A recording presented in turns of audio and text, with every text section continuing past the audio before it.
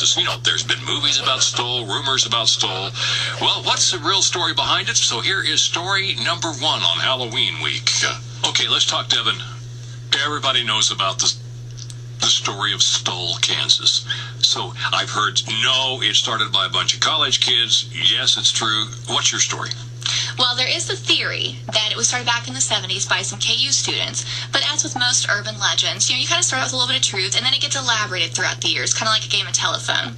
It is believed that Stoll is one of the 7 gateways to hell. So with that, it means that any demon, even Satan himself, could possibly come and go through the Stoll cemetery. So that leads to a lot of creepy critters walking around. Now, some of the stories I've heard behind Stoll was if you throw a bottle at the door or something at a certain time, or when the church was still standing, it wouldn't break no matter what. You've heard stories of people taking because it's torn down now. Mm-hmm. Absolutely. Going back to the bottles just a little bit, one of the popular theories was that if you went to the church at midnight during the equinox and you threw a bottle at the door, no matter how hard you slammed that bottle against the church door, it would not break. I know people have tried it. They swear to God it would not break. Wasn't there? I'm not sure. However, I have talked to people that went there after the church was torn down. This girl decided it was a good idea to grab a rock, just a memento, a little souvenir. So she sticks the rock in the back seat of her car. They pull out of the cemetery, driving down the road, and the door flies open. First they thought, oh, well, I didn't get the door shut. So they close it. Door flies open again. It happened a few times. Finally, they decided, well, let's take the rock back to the church, and they went and stuck it back in the pile, and everything was fine. Now, you say in the 70s, okay, that's kind of the rumor that college kids kind of did this thing, but it goes back much further. At least the legend goes back much further. That's what we think. I have tried desperately to dig deeper into this to find the real story of Stoll. I've even gone so far as posting on Facebook. And ask what's on your mind. I put Stoll's on my mind. Who wants to tell me about it? But I cannot find a definitive date. And I think a lot of that goes back to the fact that, the internet is actually fairly new. So a lot of the current stories we have are dated, 1990s and beyond. I did read one account where they claim, historically, that witches were actually hung in the cemetery there at Stoll. So if I can find more about that, that could possibly, maybe, be that original part of the legend. So do you know, is it true, when the Pope came to the United States, he refused to fly over Stoll, Kansas? That's what I hear, but I haven't talked to the Pope, so I'm not sure. So nobody really knows for sure, right? Brenda, you're being awful quiet about this whole thing here. I was just letting Devan share. Have you been to Stoll? Been to Stoll. I've been to Stoll. Did you feel anything when you I went to Stoll when I was a teenager and in high school with some friends, and we were into photography.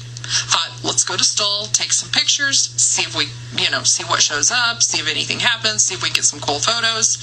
And I got some beautiful photos. And the church was still standing at the time. And I took plenty of pictures of the church.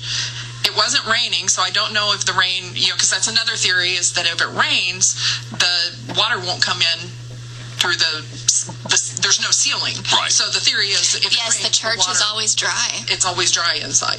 Wow. And I didn't personally experience anything at that time as a kid, but, I really want to go check out more things. Let's put it that way. Absolutely. There's an interesting part of this, because Brenda, when you went, you didn't see the stairs, right? No, exactly. We went into the church.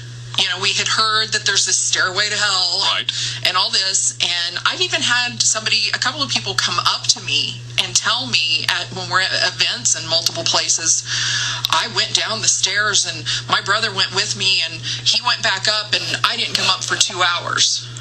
And I thought I was only down there for a few minutes. That is a common occurrence that people report. Whether it's true, I don't know. If I don't see it and I can't experience it, or I don't physically see somebody go down those stairs, I'm going to send Devan down. Oh, thanks. Go out. We'll see if we can find the stairway. What a buddy. I'll send Devan down, and I'll sit with a clock, and we'll time it and see what happens. But, I don't know. I'm on the fence. Like I said, nothing happened when I was there, and Who knows? I have heard the time-lapse story with multiple people, and it's typically the same concept. Part of the group went down, part of the group stayed up, or they got separated, and one person says, well, I was only gone a couple minutes. And they're like, no, you've been gone over an hour. And that was the instance where a gentleman had come up to me at, I think it was Cider Days a few years ago, and said, I was the one that went down, and my brother went back up, and when I came back up, he said I was gone for like 2.5 hours. Well, and the interesting part of all this, we're pretty good at reading people, because after you work enough cases, with paranormal incidents involved, you get very good at telling who's sincere and who really believes they experienced what they experienced. And overall, the girl that told me about the rock, she was scared. She was still nervous about it. And I spoke to an individual at the time lapse. I think I spoke to the same one you did. He was very, very sincere. He was convinced that it had happened. I don't know that I was convinced, but he was very convinced that it had happened to him. But when I went, I never found a stairway. I never found. I have read in a few accounts that the stairs are not always there. It's a similar concept of things appearing during the equinox or certain times of the year. Okay, that might explain it then. They didn't show up when I was there. So is standing up on the back of my neck right now. We could have gone on for hours about Stoll, but we had to. Isn't that a great story about Stoll? Great story. So it starts out. It could be an urban legend, could not be. Tomorrow, at the same time, What are you talking about?